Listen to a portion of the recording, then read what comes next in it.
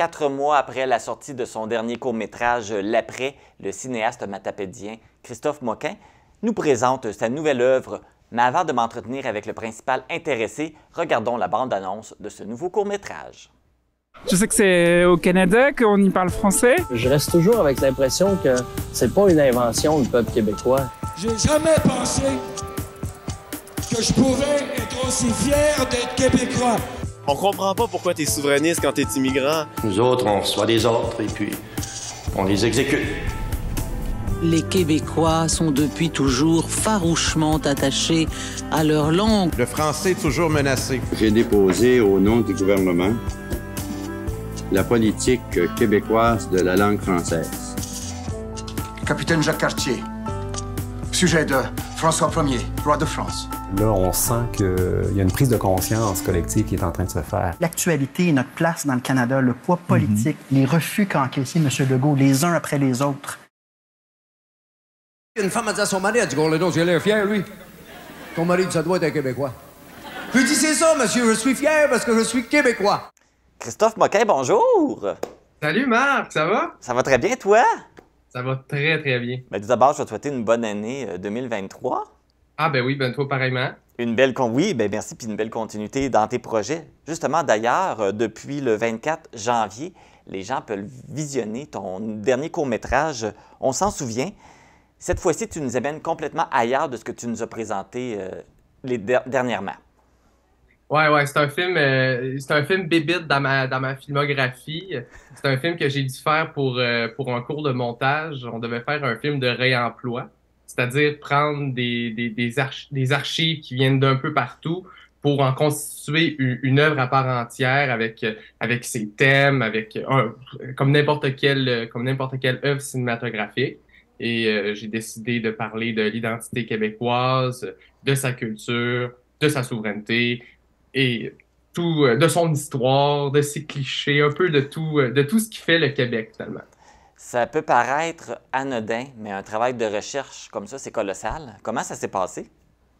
Ouais, mon Dieu, le travail de recherche, c'est drôle que tu en parles parce que hier soir, avant l'entrevue, j'ai voulu aller calculer le nombre d'archives qu'il y a dans le film. Je l'ai pas fait par lâcheté, tout simplement. Mais j'estime environ une centaine d'archives gardées au montage final. Donc peut-être entre 150 et 200 archives qu'on a visionnées. Je suis pas tout seul là, qui a regardé tout ça. J'ai eu l'aide des gens dans mon cours, quelques personnes dans mon cours qui m'ont donné des liens YouTube. Ah, ça pourrait t'intéresser, ça pourrait t'intéresser. Il y a aussi mon amoureuse, Caroline, qui, elle aussi, était bien investie dans le projet, puis m'envoyait des trucs parce qu'elle savait que je cherchais tel ou tel style d'archives. Puis sinon, ben, c'est vraiment des archives de toutes sortes. La majorité, je les ai trouvées quand même assez facilement sur YouTube. C'est un film qui parle du Québec, puis Radio-Canada a beaucoup d'archives québécoises qui sont déjà bien numérisées en HD, donc ça a été quand même assez simple à récupérer. Sinon, ben, c'est fouiller dans des bibliothèques pour numériser des DVD. C'est regarder des tonnes et des tonnes d'archives pour finalement arriver sur La Perle Rare. C'est des archives que tu cherches et que, heureusement, tu trouves au bout de 1 heure, 1 heure et demie, même 2 heures de recherche. C'est des archives qui t'arrivent d'en face, que tu t'attendais pas du tout, puis que finalement, ben, tu décides de garder parce que les archives te parlent. C'est vraiment un mix de plein de trucs, mais oui, c'est vraiment un travail de recherche assez conséquent. Comme tu mentionnais, c'est l'histoire du Québec, mais beaucoup centré sur la langue française, qui est un sujet qui est toujours d'actualité. C'est jamais en panne, ce sujet-là. Ça fait encore jaser, c'est partout, c'est omniprésent. Fait que pourquoi t'avoir attardé surtout là-dessus? Oui, eh bien, comme tout projet scolaire, ça commence avec un prof qui dit « Ouais, vous devez faire ça, puis c'est ça les critères. » Fait que là, tu pars avec ça dans ta tête, puis tu essaies de trouver une idée. Puis ça a donné en même temps que les élections provinciales. Puis durant les élections provinciales, ils ont beaucoup parlé de la langue. C'est revenu énormément. Donc, à un moment donné, encore une fois, je suis avec mon amoureuse, on est en train de souper, puis on parle de ce projet-là, de faire un film de réemploi. C'est la première fois que je fais ça. Je savais pas quoi faire. Puis à force de à force de brainstormer, désolé l'anglicisme, ensemble, on s'est dit que ça pourrait être intéressant que je travaille là-dessus parce qu'il y avait beaucoup de choses à dire. Puis ensuite de ça, ben, c'est là que tout l'apport historique est venu, puis toute tout aussi le côté culturel québécois est venu par la suite. Mais à la base, ça vient vraiment de là, cette idée-là. On en parlait beaucoup, donc je me suis dit que ça pourrait être intéressant d'en parler. Quelle réflexion tu vas amener aux gens qui vont justement visionner ton court-métrage? Bonne question. La réflexion, c'est un film qui est très large. Ça a beau être un documentaire, c'est un film qui fait thèse du Québec, si je peux dire, qui est ma thèse personnelle à moi.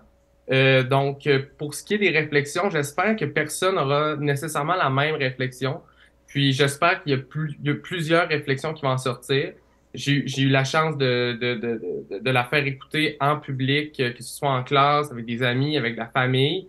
Puis ça sortait toujours des débats, surtout des débats politiques, des débats culturels aussi, beaucoup de débats par rapport à la langue, par rapport à l'immigration, par rapport à tous les débats qu'il peut y avoir au Québec ont tous un peu ressorti.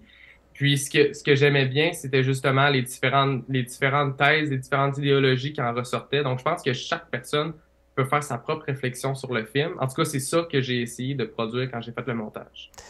Bien, souhaitons que les gens ont le goût d'aller justement l'écouter et ceux qui veulent justement le regarder doivent procéder comment? Oui, ben c'est très simple. C'est disponible gratuitement sur ma chaîne YouTube, Christophe Moquin. Donc, c'est disponible, comme tu as dit, depuis le 24 janvier dernier. Donc, allez écouter ça en grand nombre, partagez, puis j'espère que vous allez aimer pour ceux qui l'ont toujours pas vu. Te connaissant, tu as toujours plein d'idées dans la tête. Je suis sûr que tu es déjà en train de préparer ton prochain projet. Sur quoi tu travailles présentement? Sur quoi je travaille présentement? Qu'est-ce que je peux te dire puis qu'est-ce que je peux pas te dire? Je travaille sur plein de trucs présentement. Ce que je peux te dire en ce moment, quelque chose qui commence quand même assez à être concret. Je commence le travail d'un prochain scénario de fiction. Donc, je peux annoncer que mon prochain court-métrage risque fortement d'être un film de fiction, que vous allez sans doute être surpris et j'espère content. Donc, sortie potentielle en 2024. Pour l'instant, je commence la préparation au scénario, c'est-à-dire les synopsis, les fiches de personnages, le séquencier, pour ensuite de ça écrire le scénario. Et ensuite de ça, sans doute à l'automne prochain, on risque de passer plus à vraiment la pré-production pour amener au tournage. Et pour une éventuelle sortie dans 1 an, en 2024, je joue pas de date encore, on est vraiment loin d'être là. Sinon, j'ai plein de beaux projets là, un peu partout. Là, je vous invite à suivre mes réseaux sociaux, ma chaîne YouTube entre autres, où je partage la majorité des projets que je fais, mon compte Instagram, mon TikTok, je parle beaucoup de mes projets là-dessus. Puis c'est ça. Puis bien entendu, TVC l'été, saison 4, je vais être parmi vous cet été encore une fois. Bien, merci Christo d'être venu nous présenter ton nouveau court-métrage. Puis je te souhaite une bonne continuité dans tes projets. Ben, ça me fait plaisir. Puis merci à vous pour l'ouverture. À chaque fois que j'ai un projet, je t'écris. Puis c'est bien rare que tu me dis non. Donc merci beaucoup parce que c'est vraiment important d'aller parler de ces projets parce que c'est bien beau de les sortir, mais il faut aussi savoir faut aussi savoir en parler, puis il faut aussi savoir le présenter.